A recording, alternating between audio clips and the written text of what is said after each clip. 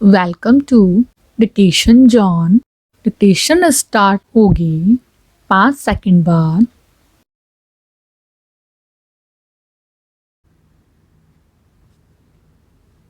भारत के पहाड़ों में शिमला के जंगलों में एक छोटी सी चिड़िया रहती है जिसका नाम है आभी। आभी जंगलों के तालाब में फेंके गए हर कचरे को चोंच से उठाकर बाहर फेंक देती है और तालाब को हमेशा साफ सुथरा रखती है। कभी न थकने वाली यह नन्ही सी चिड़िया समाज को शुद्ध पर्यावरण का पाठ पढ़ाती है। पैरा पर्यावरण प्रेमी नन्ही सी आभी इस तरह मेरे मन में घर गई कि एक दिन सोते सोते मैंने भी सपना देखा कि मैं भी आभी बन गई हूँ। वो नन्ही सी छोटी सी खूबसूरत सी चिड़िया आभी जोश से, उमंग से, साहस से, ऊर्जा से कभी न थकने वाली चिड़िया उड़ उड़कर सारे शहर का कचरा बाहर निकाल रही हूँ। हर नदी से, नाले से, कुएं से, दरिया से लोगों के गिराए कचरे को साफ कर रही हूँ। शहर की गंदगी हटा रही हूँ। पैरा गंदे विचारों का कचरा, अंधविश्वास का कचरा, स्वार्थ की राजनीति का कचरा, बेटी को तुच्छ कहने का कचरा, अशिक्षा का कचरा, नारी अत्याचारों का कचरा निकाले जा रही हूँ। कचरा ही कचरा। कचरा निकालते निकालते मेरी चोंच लहूलुहान हो गई है।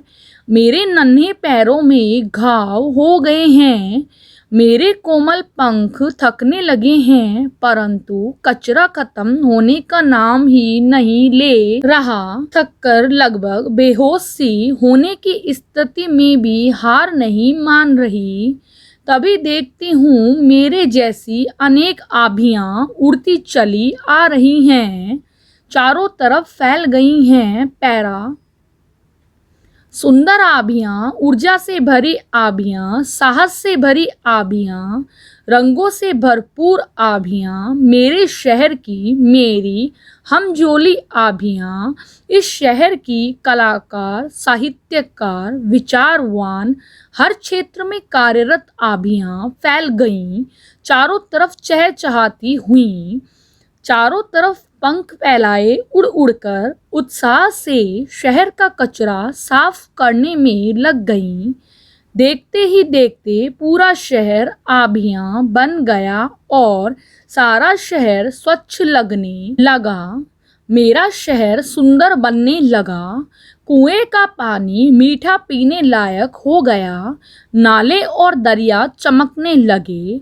पेड़ पौधे लहलहा उठे, हरे भरे हो गए। पैरा बेटियों को सुकून मिलने लगा। स्वार्थ की राजनीति ने भागने की ठान ली।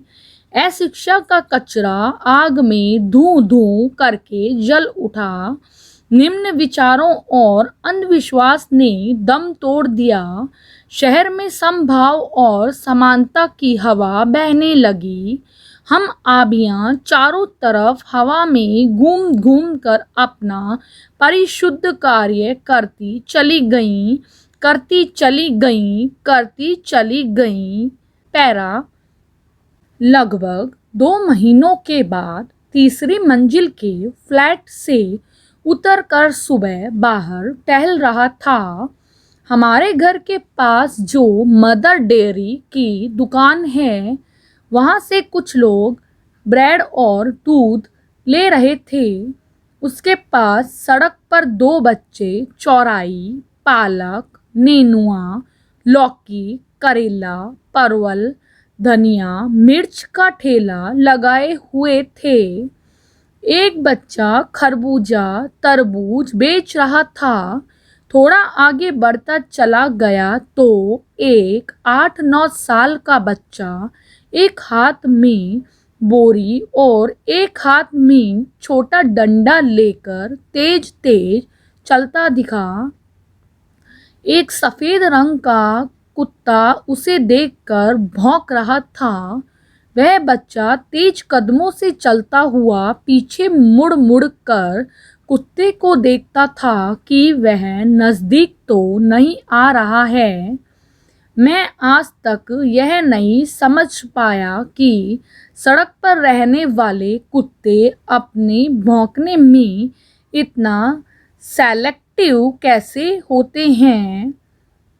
कैसे वे इस तरह भौंकने के लिए ऐसे लोगों को चुनते हैं। उसी सड़क पर अन्य लोग भी आते जाते हैं, लेकिन वे कुत्ते कूड़ा बीनने वाले बच्चों पर ही क्यों अपनी धौंस दिखाते हैं। पैरा थोड़ा आगे एक दूसरी सोसाइटी के बाहर बहुत सी गाड़ियां खड़ी रहती हैं। उस दिन भी थी। मैं लाइन से लगी गाड़ियों के बगल से गुजर रहा था। बस एक गाड़ी स्टार्ट थी, लेकिन ड्राइवर की सीट पर कोई दिख नहीं रहा था। अगल बगल भी कोई व्यक्ति नहीं था। आसपास सिर्फ दूसरी गाड़ियां थीं, जिन्हें देखकर बताया जा सकता है कि वे लंबे समय से नहीं चली हैं। मैं आगे बढ़ गया। टहलने के दूसरे चक्कर में फिर वहीं पहुंचा। अभी भी गाड़ी स्टार्ट ही थी। मेरी नज़र गाड़ी की पिछली सीट पर गई। शायद 2 लोग थे। मैं टहलते हुए आगे बढ़ गया। पैरा सुबह के 9 बज चुके थे। चाय की दुकान जो सड़क पर थी वह पूर्णबंदी के चलते एक दीवार के पीछे चली गई है। चाय मिलती है वहाँ, लेकिन अब सड़क से वह मेज स्टोव दिखाई नहीं देता है। 2 पुरुष सफाई कर्मी सड़क के कोने पर खड़े होकर चाय पी रहे थे। 3 महिला सफाई कर्मी उनके पास ही बैठी थीं। वे चाय नहीं पी रही थीं। चाय पीता हुआ एक आदमी कह रहा था कि वह इस साल अपने बेटे का रिश्ता करेगा। बस लड़की अच्छी चाहिए। मैं चलता जा रहा था। आगे कूड़ा उठाने वाली गाड़ी खड़ी थी। ड्राइवर अपनी सीट पर जमा हुआ था। इन दिनों इस गाड़ी में स्वच्छता वाला गाना नहीं बज रहा है। कभी कभी किसी चीज की अनुपस्थिति आपको उसके होने से अधिक याद आती है। इस गाड़ी के साथ वाले आदमी ने कूड़े में से एक लिफाफा उठाया। लिफाफा बंद था और किसी कुरियर कंपनी का स्टिकर था उस पर। मैं 2 कदम आगे बढ़ चुका था। हमारे पीछे जो भाई साहब टहलते हुए आ रहे थे, उनसे वह लिफाफे का पता पढ़वाता है। पैरा सबको पता है कि आलस एक बुरी आदत होती है, लेकिन आलस करना सबको अच्छा लगता है। एक दोस्त की बात याद आ जाती है कि देर तक मास्क भी नहीं लगाना चाहिए।